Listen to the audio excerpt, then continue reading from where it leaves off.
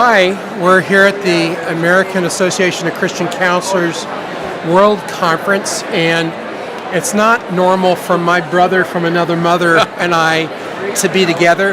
This is Lieutenant Colonel Ken Koons of our sister ministry, Armed Forces Mission, and I'm Chaplain Ken Schlenker of Care Force and the Director of Chaplaincy for Grace School of Theology. So you want to say hi? Hey there, everybody. It's good to see you. And this is my brother, and I appreciate what he's doing in the area of theological work and crisis intervention. So thank you. Yeah, you know, this is really impromptu, not rehearsed, but Ken and I were just talking. As you know, both of us are very involved with trying to do something about the tremendous issue of suicide that's going around our country. From our youth to our adults and our military and our first responders. You know, the last statistics from the CDC for 2017 had from ages 10 to 34 suicide as the second highest cause of death in the United States, and from age 35 to 54 it's the third, and overall it is the 10th highest cause of death. Karen Solomon with Blue Help, shout out to her.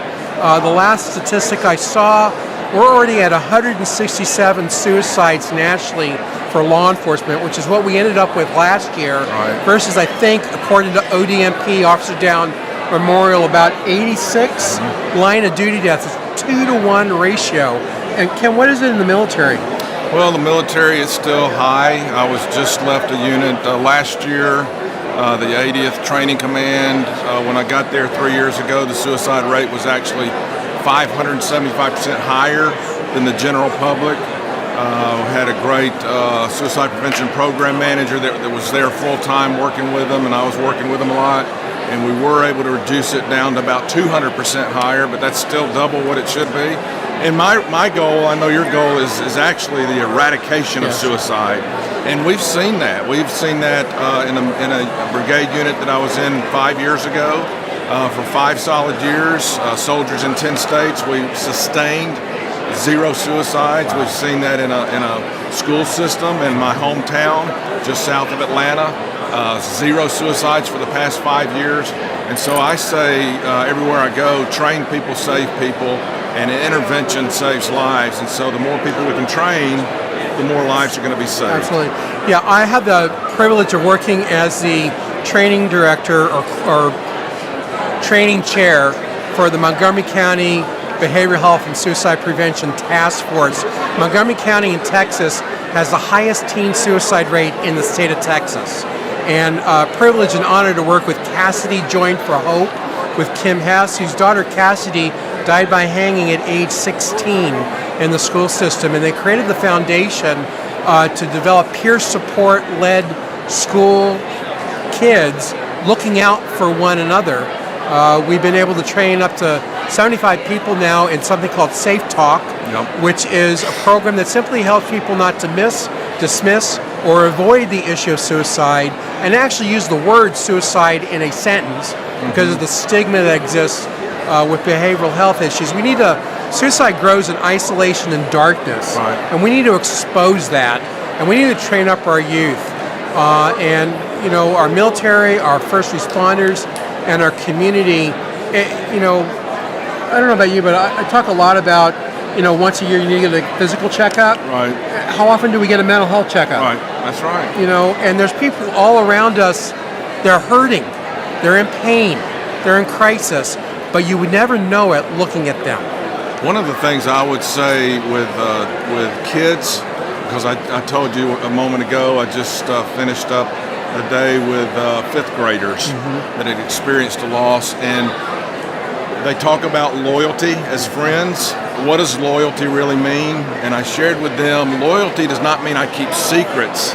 It means I keep safe. And so many kids think, well, I'm going to tell you something, Ken, but you can't tell anybody. And then they're stuck because they think they're a good friend and they're going to be loyal. Loyalty does not mean I keep secrets. It means I keep safe. And you know, when we look at the issue of suicide, it's many faceted. It's not just one thing that occurs. And people are walking all around you that are in pain. and they get so compromised that they think the only way to get rid of their pain is to take their life. But what we need to have is a community that's suicide alert, that's ready, willing, and able to be suicide lifeguards. I mean, think about it, a lifeguard that stands on the shores of a bank of an ocean or something are trained on how to safely enter the water and safely bring people back that are drowning. And what we want is everyone to be a trained lifeguard to prevent this awful, terrible tragedy that happens to fields. That's right. So, you know, Ken and I are standing with you wherever we are. We're all across the country, but our emphasis is to come alongside of you, our organizations, and to assist in order to save lives. So you can make a difference. It really does just take one person, doesn't it? That's right. So thank you. And if you're down here in Nashville, you know, please come and visit us at booth 700 at Grace School of Theology's booth, Care Force, and Grace Center for Spiritual Development. And we just so appreciate it. And Ken, thank you. I know this was totally unplanned. Good to see you, though, always. So we're moving in the right direction. Absolutely. So take care and many blessings. Take care.